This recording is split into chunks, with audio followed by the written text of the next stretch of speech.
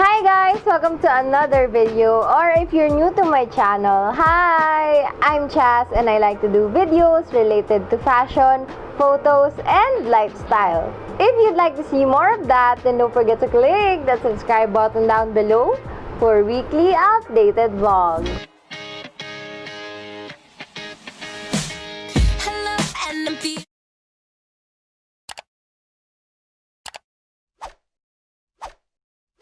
In today's video, pasok pa rin siya sa theme na Halloween kasi matagal ko nang gustong gawin to at perfect ko siyang gawin ngayon kasi nga hindi ko napakita sa next video. Ito yung ginamit kong face paint na Athena You Can Be Face Paint Palette. Ayan, di ba? Ay, baligtad ba? Ayan. Super excited akong gumawa ng mga creative looks ngayon. Kaya talagang kahit mukha kong itlog sa setup ng mukha ko ngayon ay ganyan na siya para malinis mamaya. So, the inspiration for today's look is the movie Coco. Coco ba? Coco? So, bago yan guys, gawin ko lang ng mabilisan ang aking base with the foundation. At, Diyos ko, hindi ko alam bakit nagkilay pa ako rito. Hindi ko alam na matatakpan ko rin naman pala siya mamaya. Bago tayo mag-proceed guys, ang tawag sa gagawin natin for today's look is the sugar skull. Sinerch ko lang siya konti at galing siya sa Mexico kung saan nilalagyan ng mga flower, symbols, at iba pang festive design ang skulls to honor and celebrate the Day of the Dead or the All Souls Day. So, a quick disclaimer lang guys na hindi ako magaling at sa totoo lang, ito yung first time kong gagamit ng face paint na ganito kadami. Yung ganito kalawak at ka-coverage sa muka. Kasi naisipan ko lang mag-practice kasi gusto ko pag-eksperimentohan talaga tong Athena face paint. So, para sa akin, nakaka-overwhelm kasi hindi ko alam kung saan ako magsisimula at ano yung una kong gagawin dun sa face. Kaya I started from the top, make it drop the sweat. Charot lang. Ayun nga, nagsimula ako sa parang half siya ng flower na may petals sa may noo. Tapos, pinilin ko siya with the colors red and white. Pinaka-concern ko sa part na to is baka maghalo yung color na ilalagay ko sa black outline na nilagay ko kanina. At yes, ayan, nakikita nyo naman, meron pa ring mga humalo. Although alternate yung ilalagay ko, inuna ko na lahat ng magkakaparehas na color red. Tsaka kung mamaya gagawin yung color white para hindi magulo sa brush at hindi humalo lalo yung kulay niya. At ito yung part na talaga namang nakaka-pressure dahil sa papel pa nga lang, kahit may pangbakat na, hindi pa rin ako makapag-drawing ng perfect na circle. Paano pa tong sa mata ko ngayon?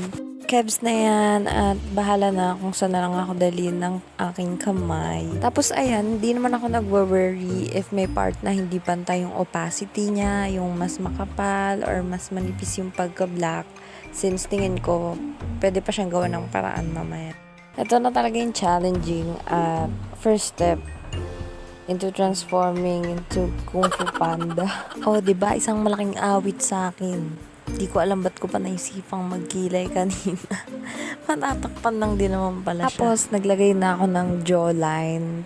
Pero, ganyan siya kataas. At ganyan yung pwesto niya. Kasi nga, skeleton yung ginagaya natin ngayon. Then, naglagay na ako ng parang petals. Ay, parang petals pala talaga siya sa aking mata. At di ko alam, pero para sa akin, ang satisfying panoorin ng part na to. Kaya, ayan, sige, panoorin niyo muna.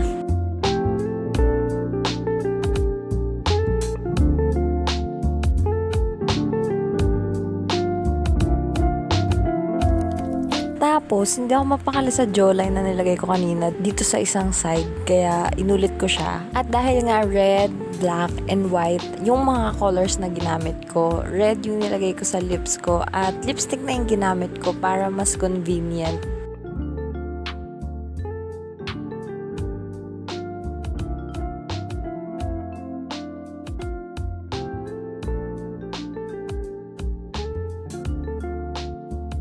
Tapos pagdating dito sa mga empty spaces guys, kanina pa lang sinabi ko na hindi talaga ako magaling at di ako ganun ka-expert. Kaya ganyan yung mga symbols na ginawa ko. Tapos naglagay lang ako ng mga parang ayan yung shape na yan. Tapos i-fill in ko ng black para magmukha siyang butas. yung butas sa skull. Life hacks yan. Pag di ka ganun kagaling sa isang bagay, gawan mo na lang ng paraan.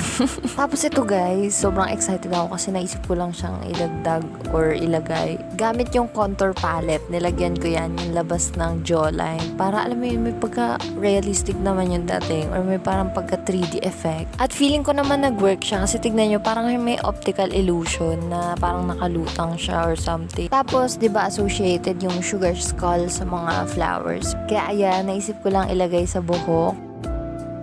O, di ba? Pwede na rin pang beginners. Di ba? Ano masasabi niyo? Pwede naman na, di ba? Nagdagdag din pala ako ng false eyelashes, guys, para kahit papaano may dagdag effect siya sa eyes. And tada! Here is the final look. At ayun, sana huwag kayo maging judgy masyado kasi first time ko lang to.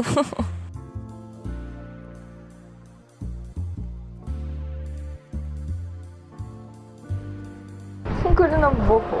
Is it guys, thank you so much for watching. At kung pinanood mo talaga to, ay maraming salamat. Kahit na practice at trip-trip lang to, ay nanood ka pa din.